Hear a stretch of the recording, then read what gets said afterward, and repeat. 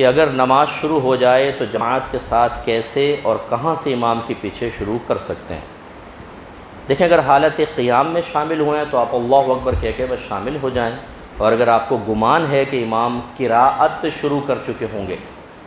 کیونکہ فجر میں، مغرب میں، عشاء میں تو قراءت کی آواز آتی ہے لیکن ظہر عصر میں نہیں آتی، تو اگر آپ کو گمان ہے کہ امام صاحب شروع کر چکے ہیں تو ثنا نہیں پڑھیں گے، بس پھر آپ ہاتھ باندھیں اور سٹارٹ ہو جائیں۔ اور اگر حالت رکوع میں ہیں امام صاحب تو آپ آ کر اللہ اکبر کہہ کر ہاتھ باندھیں اور ایک بار سبحان اللہ کی مقدار بس کھڑے ہو جائیں اور پھر آپ چلے جائیں۔ ویسے تو ایک فرض یا ایک رکن بھی اس کو کہتے ہیں، اس کی مقدار ہوتی ہے 3 بار سبحان اللہ، ٹھیک ہے نا، کم از کم، پھر فرض پورا ہوتا ہے۔ جیسے آپ رکوع میں گئے تو سبحان اللہ سبحان اللہ سبحان اللہ، یعنی اتنی دیر ٹھہرنا ہے، کہنا نہیں ہے، وہ تو سبحان ربی العظیم آپ پڑھیں گے۔ تو اب یہ قیام میں کیوں صرف ایک سبحان اللہ کی مقدار لکھی ہے فقہا نے؟ وہ اس لیے کہ جو تکبیر لگائی جاتی ہے نا، یہ قیام میں شامل ہوتی ہے، یعنی کھڑے ہو کے چونکہ لگاتے ہیں تو تکبیر میں جتنا وقت لگتا ہے وہ بھی قیام میں شمار ہوتا ہے۔ تو اللہ اکبر، یہ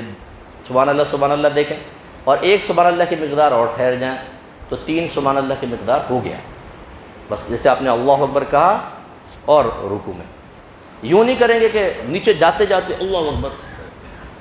اگر اتنا جھک کر تکبیر لگائی کہ ہاتھ بڑھائیں تو اپنے گھٹنے تک پہنچ جائیں، اتنا جھک گئے آپ، تو یہ حد رکوع ہے۔ قیام میں تکبیر لگتی ہے، رکوع میں نہیں لگتی، یہ ملے گی نہیں رکعت آپ، بلکہ یہ نماز ہی نہیں ہو۔ تو اس لیے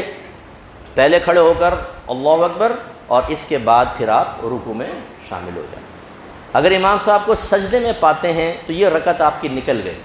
چاہیں تو آپ سجدے میں امام صاحب کے ساتھ شامل ہو جائیں، چاہے تو کھڑے رہیں، جب امام صاحب اگلی رکعت کے لیے کھڑے ہوں گے تب ان کے ساتھ آپ شامل ہو جائیے۔